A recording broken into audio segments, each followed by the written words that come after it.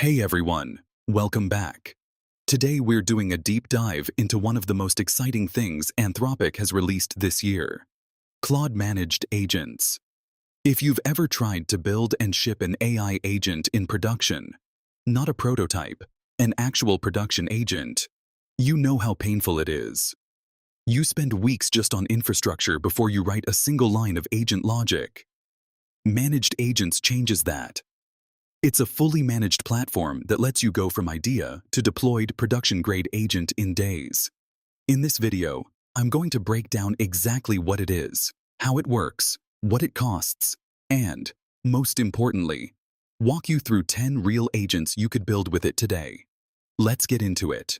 So before we talk about the solution, let's talk about why this is even needed. Building a production AI agent. Before Managed Agents meant you weren't just building the agent, you were building everything around it. First, you'd need a sandboxed container so the agent could run code without trashing your production systems.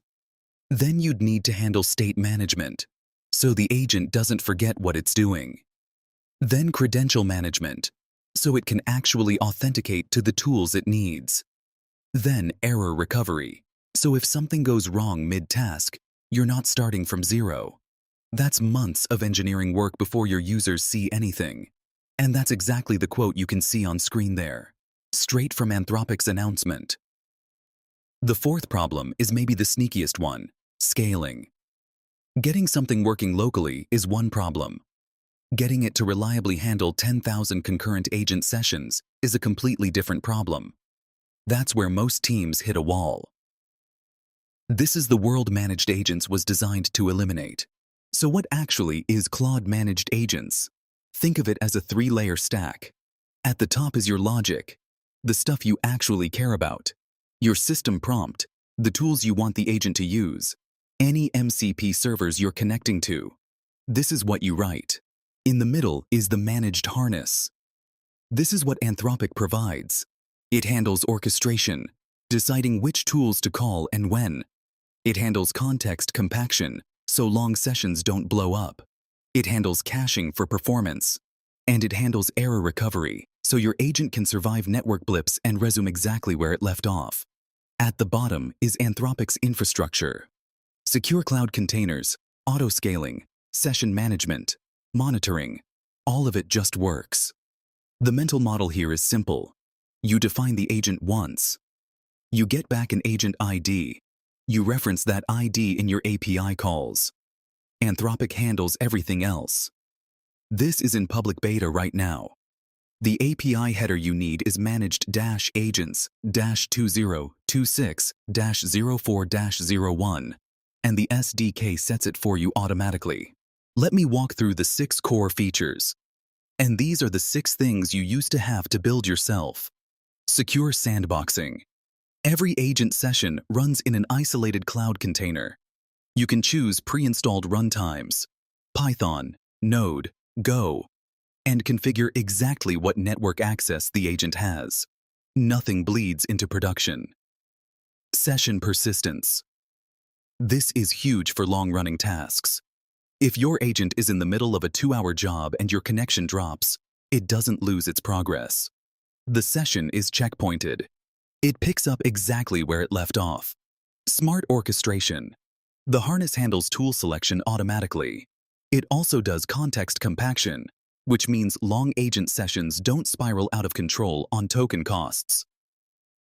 Credential management. You get scoped permissions, identity isolation, and execution tracking. Enterprise security, built in. Now the last 2 are in research preview, so you'll need to request access. But they're the most exciting. Multi-agent coordination. One agent can spin up subagents. You can have entire pipelines of specialized agents working together on a single task. And self-evaluation. You define the success criteria up front, and Claude iterates until it gets there. Anthropic showed up to a 10-point improvement in task success in internal testing. That's significant. All right. So how do you actually use this thing? 3 steps. Step 1. Define your agent. You pick your Claude model, Write your system prompt, configure the tools and MCP servers the agent can use, and set your guardrails and permissions. You do this once, you get an agent ID back, and that ID is yours to reference forever. Step 2. Configure your environment. This is where you set up the cloud container. What runtimes are installed, what network access it has, whether it needs any files mounted in. You're essentially describing the compute environment your agent will run in. Step 3. Launch and scale. You start sessions via the API or SDK. The agent runs in fully managed infrastructure. You get monitoring and tracing out of the box. And scaling to thousands of concurrent sessions? That's Anthropic's problem, not yours. One thing I love about this: the SDK handles the beta API header automatically. There's genuinely no boilerplate. You define the agent, you start a session, you send a message. That's it. Let's talk pricing because I know that's what a lot of you are thinking about. It's 2 dimensions. First, standard Claude API token rates. Exactly the same as if you were calling the API directly. No markup, no premium for using managed agents. Second, a runtime charge of 8 cents per session hour. Just 8 cents. And here's the important nuance. Idle time doesn't count. When the agent is waiting for your next input, waiting for a tool response, or sitting between tasks, none of that accrues runtime charges. You're only billed while the session is actively running. If your agent uses web search, that's an additional $10 per 1,000 searches, which works out to 1 cent per search. The practical implication here is that it's much cheaper than it sounds. A 5-minute agent session costs less than a cent in runtime fees. The token cost will likely be your main cost driver. This isn't just vaporware. It launched in public beta on April 8, 2026. And there are already major companies in production with it. Notion integrated managed agents to power agents that handle long-running sessions, manage memory, and deliver high-quality outputs over time inside their team workspaces. That's a genuinely complex technical problem, and they got there much faster using this infrastructure. Asana built something called AI Teammates, collaborative agents that work alongside humans inside Asana projects, taking on tasks and actually drafting deliverables. That's a major product feature, shipped on top of managed agents. Sentry is probably the most satisfying use case. They already had Seer, their debugging agent. They paired it with a Claude-powered agent that actually writes the patch and opens the pull request. So you go from a flagged bug to a reviewable fix automatically. They shipped that integration in weeks. And Atlassian built agents directly into Jira. You can literally assign a task to an AI agent right from your ticket. That shipped in weeks instead of months. These aren't experiments. These are production features that users are interacting with right now. So how does this compare to the alternatives? AWS Bedrock Agents, Azure AI Agent Service, Google Vertex AI. They all offer managed agent infrastructure. So what makes Claude Managed Agents different? The green cells are where Claude wins. And there are a few standouts. Millisecond billing. None of the cloud hyperscalers do this. AWS, Azure, and Google all charge by the hour or minute. Anthropic charges to the millisecond, and only for active runtime. For short burst agents, this is a meaningful cost difference. Built-in checkpointing is fully supported here, only partial on AWS and Azure, and absent on Vertex. The self-evaluation loop is unique to Claude Managed Agents right now. It's in research preview, but no competitor has this at all yet. And the last row is probably the most commercially significant. Claude models are natively available here without any routing through a third-party cloud. If you're building a Claude native product, this is the most direct path. The trade-off is that this is Claude-specific.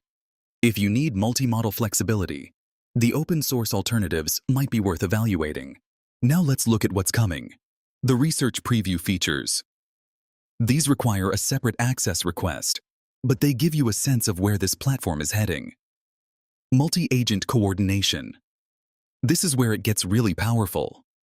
An agent can spin up sub-agents to tackle different parts of a complex problem. Imagine a research agent that spins up one sub-agent per source, processes them in parallel, and then synthesizes the results. That's the kind of workflow this enables. Persistent memory. Right now, every new session starts fresh. Persistent memory means your agent builds up knowledge over time. It remembers your preferences, your code-based conventions, your writing style. It gets better the more you use it. This is the feature that moves agents from tools to collaborators. Self-evaluation. This one is the most technically impressive. You define success criteria up front, a test suite, a quality rubric, an acceptance condition, and the agent iterates until it meets the bar. Anthropic showed up to a 10-point improvement in task success rates in internal testing. For hard problems, that's the difference between an agent that kinda works and one that reliably works. If you want access to any of these, head to platform.claude.com and request it. All right, theory is great, but let's get concrete. For the next 10 slides, I'm going to walk you through 10 real, detailed agent examples. The kind of agents you could actually build with managed agents today. I've organized them across 5 domains: coding, business, research, customer support, and creative. Each one covers the full architecture: what triggers the agent, what tools it uses, what the output looks like, and what the business impact is. Let's start with the coding agents. Agent 1. Automated code review. The trigger is simple. Your GitHub webhook fires every time a pull request is opened or updated. The agent kicks off immediately. Step 1. It fetches the PR diff using the GitHub MCP tool. Step 2. It spins up your static analysis tools, ESLint, MyPy, whatever you've configured in the container, and runs them against the changed code. Step 3. Claude analyzes both the raw code and the tool output together, looking for semantic issues that static analysis can't catch. Step 4. It posts inline review comments directly back to the PR via GitHub MCP. And here's where session persistence earns its keep. If GitHub retrays the webhook, the session is checkpointed. The agent doesn't start over from scratch. The practical impact: your PRs get reviewed instantly, 24/7. No waiting for a human reviewer to have bandwidth. Roughly 80% of common issues get caught before a human even looks at it. Your human reviewers can focus on architecture decisions and business logic, not style nitpicks. Config tip: mount your .eslrtc and your style guide document directly in the container. The agent will enforce your specific standards, not generic ones. Agent 2. Bug triage and autofix. This one's my personal favorite. The trigger comes from Sentry or Datadog. When an error crosses a threshold, the webhook fires with the full stack trace, affected user count, and frequency data. Stage 1. Reproduce. The agent spins up a container that matches your production environment and runs the failing test case. Crucially, it confirms the bug is actually reproducible before doing anything else. No wasted work on intermittent issues.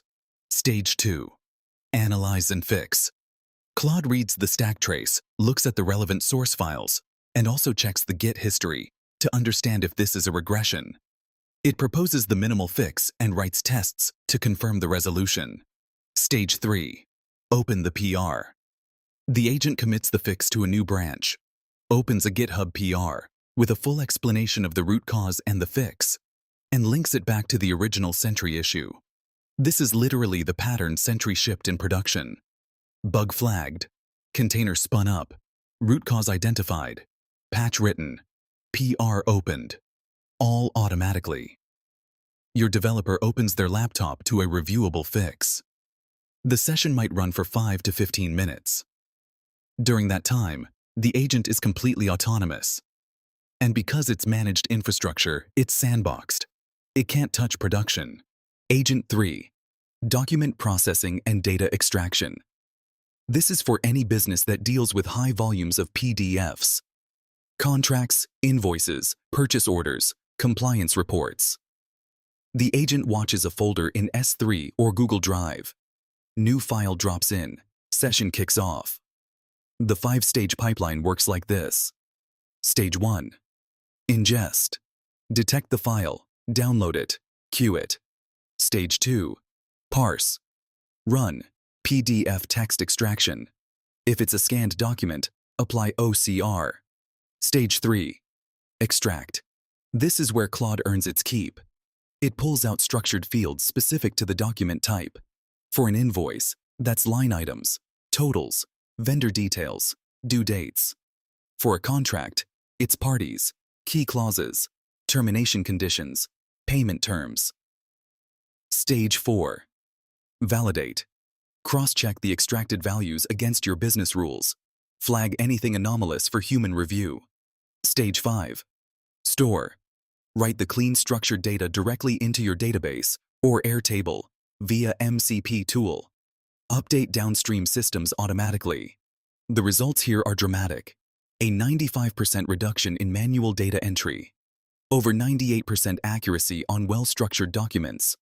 And the agent runs continuously. No batch processing windows, no overnight jobs.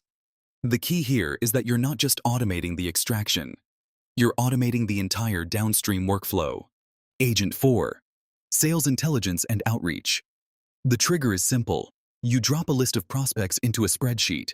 That's it. The agent takes it from there. Stage 1. Research. For each lead, the agent does a full web search sweep. Company news, recent funding rounds, hiring trends, tech stack, anything that's publicly available. It builds a rich profile per contact. Stage 2. Score and prioritize. The agent cross-references each profile against your ideal customer profile. The ICP you've defined in the system prompt.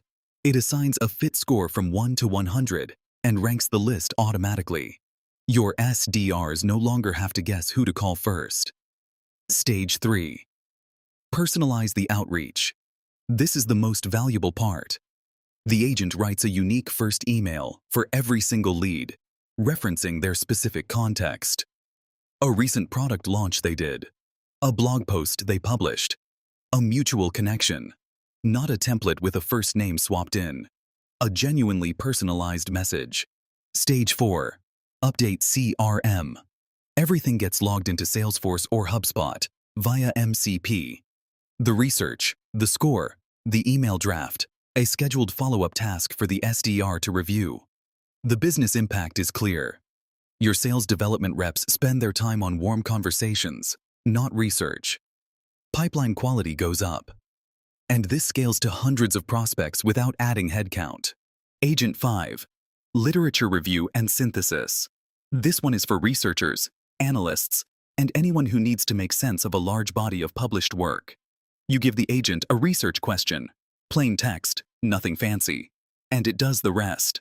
The workflow runs through 7 stages.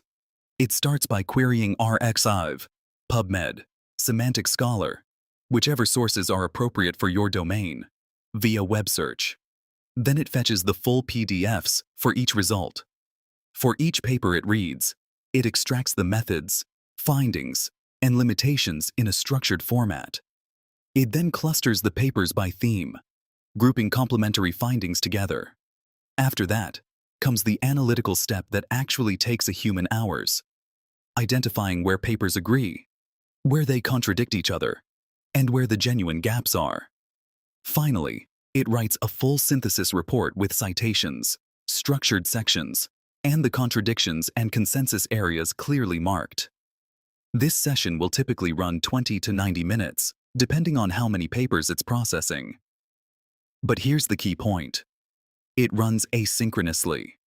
You kick it off, you go do something else, you come back to a structured report. The alternative is spending an entire working day reading papers manually. It's not replacing critical thinking. It's eliminating the time you spend getting to the starting line of critical thinking. Agent 6. Competitive intelligence.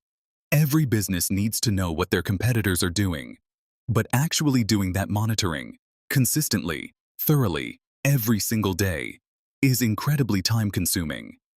This agent does it automatically. It runs on a daily schedule. Each morning, the agent scans your competitors' websites, their press rooms, their LinkedIn job postings, their G2 review pages, and their pricing pages. It's looking for changes. When it finds something, a new feature announcement, a pricing change, a key executive hire, a partnership, a spike in negative reviews, it classifies it. Is this signal or noise? What category does it fall into? Then it does something a monitoring tool can't. It assesses the strategic impact. Claude reads the change against your product positioning and flags which items are actually relevant to you and what the recommended response is. The output is a Slack digest every morning, formatted, prioritized, actionable. Full analysis gets stored in Notion. A weekly executive summary goes out by email. The tool combination here is interesting. Web search for discovery, web fetch for full-page reads, Slack, MCP for delivery, Notion, MCP for storage, and persistent memory for change detection across runs. So it knows what changed since yesterday, not just what exists today. That last part is what makes it genuinely useful, rather than just noisy. Agent 7. Tier 1 Customer Support. This is one of the most commercially impactful use cases, because the economics are so clear. The agent integrates with your support platform, Zendesk, Intercom, whatever you use, via MCP. When a ticket comes in, the agent starts immediately. Stage 1. Receive and classify. The agent reads the ticket, identifies the intent, and assesses the urgency. Is this a billing question? A technical issue? An account access problem? A complaint? Stage 2. Look up the account. Using your API tools, it fetches the customer's account details, their subscription tier, their recent orders, their previous support tickets. By the time it's figuring out the solution, it has the full customer context. Stage 3. Diagnose. It cross-references your documentation and knowledge base to identify the root cause and the standard resolution. Stage 4. Resolve. If it can take action, process a refund, reset a password, update a subscription setting, it does. It also sends a response to the customer. Stage 5. Escalate. If it can't resolve the issue, it routes to a human agent with a full context summary already written. Not a raw ticket, a pre-analyzed brief. The headline number is that this pattern typically resolves 60 to 80% of Tier 1 tickets automatically. Your human agents get to focus on the complex, relationship-sensitive cases where they actually add the most value. Agent 8. Personalized user onboarding. This one shows something that becomes possible specifically because of the research preview persistent memory feature. Multi-session agents that actually get better the more they interact with a specific user. On first login, the agent doesn't dump users into a generic tutorial. It asks a few targeted questions. What's your role? What team are you on? What are you trying to achieve? It stores those answers in persistent memory, so they're available not just for this session, but for every session this user ever has. Based on that profile, it builds a customized onboarding journey. It skips the steps that aren't relevant to this user's role. It surfaces the features they actually care about first. The journey plays out across multiple sessions over multiple days. Each time the user comes back, the agent knows exactly where they left off. It doesn't ask them to repeat themselves. It doesn't send them back to step 1. The monitoring layer is what turns this into a business tool. The agent tracks which features each user has activated. It proactively suggests the next logical step. And if a user goes quiet for 3 days without completing onboarding, it triggers an alert to the human customer success manager, with full context on where the user is in their journey. This is the difference between a self-serve onboarding experience and a concierge experience, delivered at scale. Agent 9. Content Production Pipeline. This one is for marketing teams, content agencies, or anyone who produces content at volume. The input is a brief, a topic, a target audience, a desired tone, maybe a list of keywords. The output is a complete content package. Here's the 7-stage pipeline. First, the brief comes in. Second, The agent runs a SERP analysis. It web searches the topic and reads the top 10 ranking articles to understand what's already out there and where the gaps are. Third, it builds a structured outline, proper H2 and H3 hierarchy, logical flow. Fourth, it writes the full draft, typically 1,500 to 2,500 words, depending on your brief.